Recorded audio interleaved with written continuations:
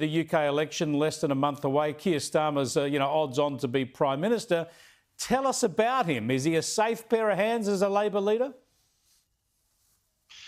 I think he's weak, really. I mean, he's obviously just following the advice of pollsters, has a bare minimum of policies, wants to toughen up the industrial relations system. That's always a focus for Labor parties, and spend a lot of money on green initiatives. But he's being very cautious in what he says. I think he'd be the kind of Prime Minister that Anthony Albanese is, really. I don't think he'll do anything very exciting. He's not charismatic, and the place will just sort of stagger on with low productivity and low economic growth. I don't think he'll do anything exciting.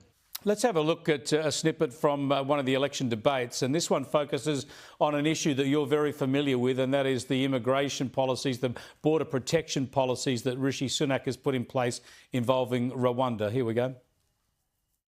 If I'm your Prime Minister, the planes will go to Rwanda, we will have a deterrent. So the simple question for Keir Starmer is, what will you do with people who come here illegally?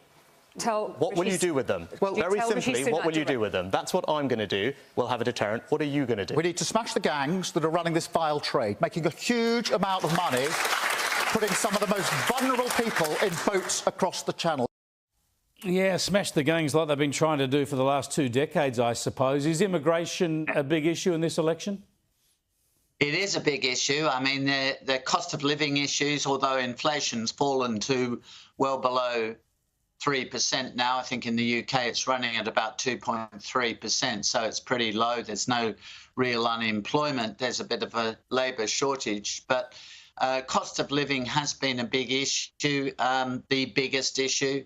But immigration is right up there, and particularly illegal immigration, people coming in small inflatable boats across the English Channel. So that's why there's this debate between the leaders over the so-called Rwanda plan, which is a photocopy, really, of what we did sending people to Nauru to create the disincentive and to destroy the business model of the people smugglers.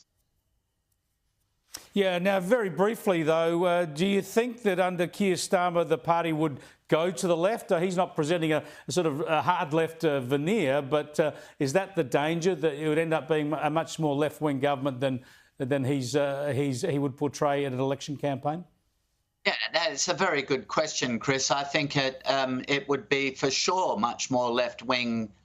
They've after all come from the far left as a political party under Jeremy Corbyn, and Keir Starmer was one of his senior shadow cabinet members. So they've moderated their position very substantially, as I was saying earlier, because electorally the far left position is completely untenable.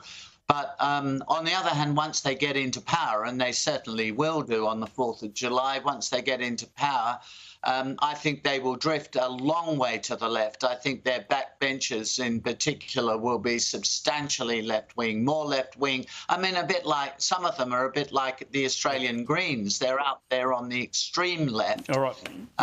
So going to end up with that, I think. We are out of time. Thanks so much for joining us, Alexandra. I appreciate it.